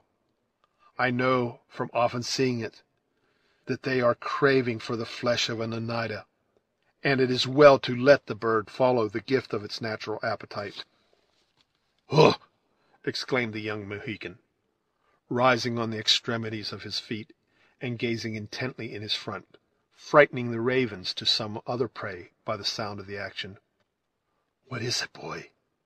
whispered the scout, lowering his tall form into a crouching attitude, like a panther about to take his leap. "God send it be a tardy Frencher sulking for plunder. I do believe Killdeer would have uncommon range to-day." Uncas, without making any reply, bounded away from the spot, and in the next instant he was seen tearing from a bush, and waving in triumph, a fragment from the green riding veil of Cora. The movement, the exhibition, and the cry which again burst from the lips of the young Mohican, instantly drew the whole party about him. "My child," said Munro, speaking quickly and wildly, "give me my child." "Uncas will try," was the short and touching answer. The simple but meaning assurance was lost on the father, who seized the piece of gauze and crushed it in his hand, while his eyes roamed fearfully among the bushes, as if he equally dreaded and hoped for the secrets they might reveal. "Here are no dead," said Heyward. "The storm seems not to have passed this way." "That's manifest and clearer than the heavens above our heads," returned the undisturbed scout. "But either she or they that have robbed her have passed the bush, for I remember the rags she wore to hide a face that all did love to look upon. Uncas, you are right. The wood, none who could fly would remain to be murdered. Let us search for the marks she left, for to Indian eyes I sometimes think a humming-bird leaves his trail in the air." The young Mohican darted away at the suggestion, and the scout had hardly done speaking before the former raised a cry of success from the margin of the forest. On reaching the spot, the anxious party perceived another portion of the veil fluttering on the lower branch of a beech. "Softly, softly," said the scout, extending his long rifle in front of the eager Heyward. "We know now our work, but the beauty of the trail must not be deformed. A step too soon may give us hours of trouble. We have them, though. That much is beyond denial." Bless ye, worthy man," exclaimed Munro. "Whither then have they fled? And where are my babes?" "The path they have taken depends on many chances. If they have gone alone, they are quite as likely to move in a circle as straight, and they may be within a dozen miles of us. But if the Hurons or any of the French Indians have laid hands on them, 'tis probably they are now near the borders of the Canadas. But what matters that?" continued the deliberate scout, observing the powerful anxiety and disappointment the listeners exhibited. "Here are the Mohicans and I on one end of the trail, and rely on it, we find the other, though they should be 100 leagues asunder. Gently, gently, Uncas. You are as impatient as a man in the settlements. You forget that light feet leave but faint marks." "Ugh!" exclaimed Chingachgook, who had been occupied in examining an opening that had been evidently made through the low underbrush which skirted the forest, and who now stood erect, as he pointed downward in the attitude, with an air of a man who beheld a disgusting serpent. "Here is the palpable impression of the footstep of a man," cried Heyward, bending over the indicated spot. "He is trod in the margin of this pool, and the mark cannot be mistaken. They are captives." "Better so than left to starve in the wilderness," returned the scout. "And they will leave a wider trail. I would wager 50 beaver skins against as many flints that the Mohicans and I enter their wigwams within the month. Stoop to it, Uncas, and try what you can make of the moccasin, for moccasin it plainly is, and no shoe."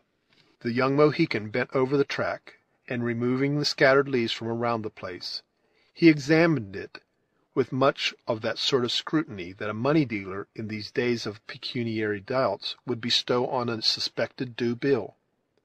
At length he arose from his knees, satisfied with the result of the examination. "Well, boy," demanded the attentive scout, "what does it say? Can you make anything of the telltale?" "Le renard subtil," Ha! That rampaging devil again! There will never be an end of his loping till Killdeer has said a friendly word to him." Heyward reluctantly admitted the truth of this intelligence, and now expressed rather his hopes than his doubts by saying, "One moccasin is so much like another, it is probable there is some mistake." "One moccasin like another! You may as well say that one foot is like another, though we all know that some are long and others short, some broad and others narrow, some with high and some with low insteps, some in-toed and some out. One moccasin is no more like another than one book is like another, though they who can read in one are seldom able to tell the marks of the other, which is all ordered for the best, giving to every man his natural advantages. Let me go down to it, Uncas. Neither book nor moccasin is the worse for having two opinions instead of one." The scout stooped to the task and instantly added, "You are right, boy. Here's the patch we saw so often in the other chase, and the fellow will drink when he can get an opportunity. Your drinking Indian always learns to walk with a wider toe than the natural savage, it being the gift of a drunkard to straddle, whether of white or red skin. 'Tis just the length and breadth, too. Look at it, Sagamore. You measured the prints more than once when we hunted the varmints from the glens to the health springs." Chingachgook complied, and after finishing his short examination, he arose, and with a quiet demeanor, he merely pronounced the word, "Maqua." "Aye, 'tis a settled thing. Here, then, have passed the dark hair and Maqua." "And not Alice?" demanded Heyward. "Of her we have not yet seen the signs," returned the scout, looking closely around the trees, the bushes, and the ground. "What have we there? Uncas, bring hither the thing you see dangling from yonder thorn bush." When the Indian had complied, the scout received the prize, and holding it on high, he laughed in his silent but heartfelt manner. "'Tis the shooting weapon of the singer. Now we shall have a trail a priest might travel," he said. "Uncas, look for the marks of a shoe that is long enough to uphold 6 feet 2 of tottering human flesh. I begin to have some hopes of the fellow, since he has given up squalling to follow some better trade." "At least he has been faithful to his trust," said Heyward, "and Cora and Alice are not without a friend." "Yes," said Hawkeye, dropping his rifle, and leaning on it with an air of visible contempt. "He will do their singing. Can he slay a buck for their dinner, journey by the moss on the beaches, or cut the throat of a Huron? If not, the first catbird he meets is the cleverer of the two." Footnote: the powers of the American mockingbird are generally known, but the true mockingbird is not found so far north as the State of New York, where it has, however, two substitutes of inferior excellence: the catbird so often named by the scout, and the bird vulgarly called ground thresher. Either of these last two birds is superior to the nightingale or the lark, though in general the American birds are less musical than those of Europe. End footnote. Well, boy, any signs of such a foundation? Here is something like the footstep of one who has worn a shoe. Can that be our friend? Touch the leaves lightly, or you'll disconcert the formation. That is the print of a foot. But 'tis the dark hairs, and small it is, too. For one of such a noble height and grand appearance, the singer would cover it with his heel. "Where? Let me look on the footsteps of my child," said Munro, shoving the bushes aside and bending fondly over the nearly obliterated impression. Though the tread which had left the mark had been light and rapid, it was still plainly visible. The aged soldier examined it with eyes that grew dim as he gazed, nor did he rise from his stooping posture till Heyward saw that he had watered the trace of his daughter's passage with a scalding tear. Willing to divert a distress which threatened each moment to break through the restraint of appearances, by giving the veteran something to do, the young man said to the scout, "As we now possess these infallible signs, let us commence our march. A moment at such a time will appear an age to the captives." "It is not the swiftest leaping deer that gives the longest chase," returned Hawkeye. without moving his eye from the different marks that had come under his view. "We know that the rampaging Huron has passed, and the dark hair and the singer. But where is she of the yellow locks and blue eyes? Though little and far from being as bold as her sister, she is fair to the view, and pleasant in discourse. Has she no friend that none care for her?" God forbid she should ever want hundreds. Are we not now in their pursuit? For one, I will never cease the search till she be found. "In that case, we may have to journey by different paths, for here she has not passed, light and little as her footsteps would be." Heyward drew back, all his ardor to proceed seeming to vanish on the instant. Without attending to this sudden change in the other's humor, the scout, after musing a moment, continued, "There is no woman in this wilderness could leave such a print as that but the dark hair or her sister. We know that the first has been here, but where are the signs of the other? Let us push deeper on the trail, and if nothing offers, we must go back to the plain and strike another scent. Move on, Uncas, and keep your eyes on the dried leaves.